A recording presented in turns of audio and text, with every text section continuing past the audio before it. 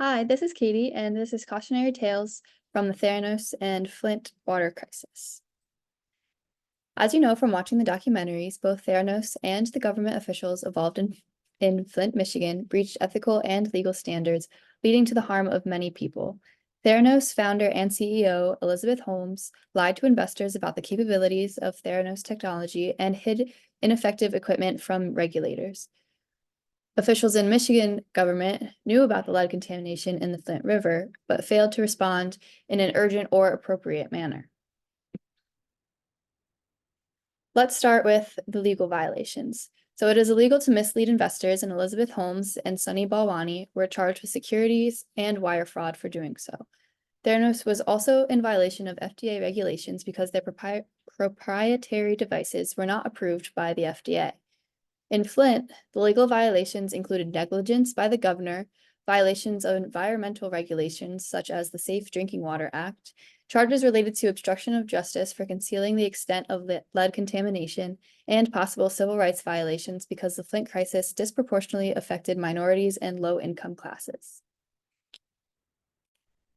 Beyond legal violations, Theranos and Flint are great examples of ethical breaches as well. If we consider utilitarianism, which regards actions as ethical if they maximize happiness or minimize harm to as many stakeholders as possible, then we can see that Theranos was acting unethically by letting many patients make misinformed decisions about their health and deceiving investors about the success of their technology. In a more obvious way, officials in Flint maximize harm to thousands of citizens by allowing them to drink lead-contaminated water for a long time and failing to fix the problem in order to save money.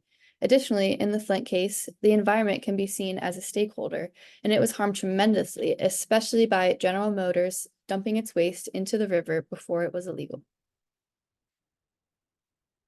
If we look at deontological ethics, which judges actions to be ethical if they follow moral rules, Theranos was in violation of many basic moral principles, including honesty, transparency, and patient autonomy.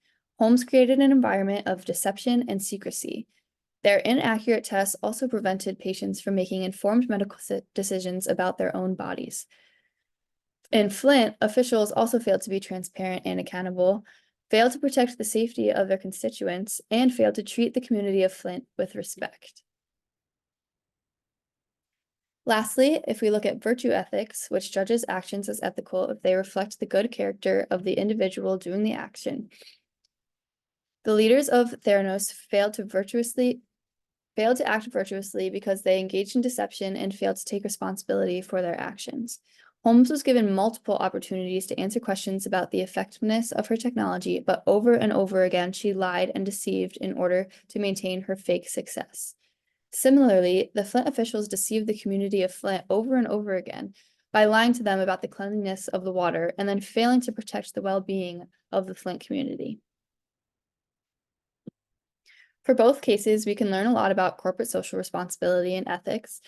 First, companies and governments, in this case, must understand that they have a duty to all stakeholders, and that often includes large customer bases or even the general public, and also the environment.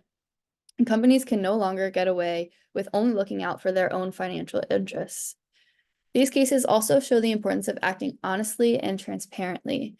A part of a company's CSR initiative should include transparency, whether that means making sourcing practices public, making sustainability reports public, safety reports, things like that.